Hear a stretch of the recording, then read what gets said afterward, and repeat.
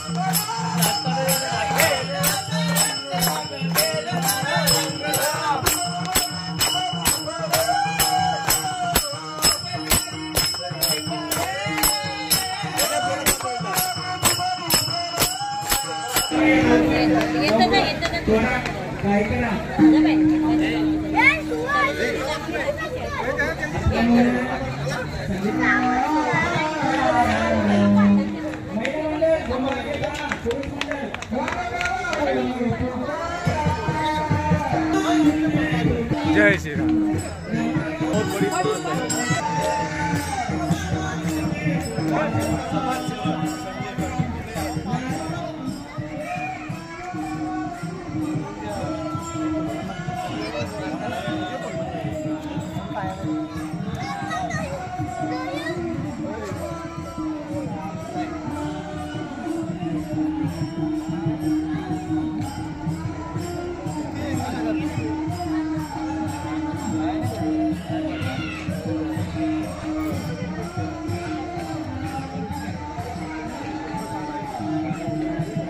बहुत बड़ी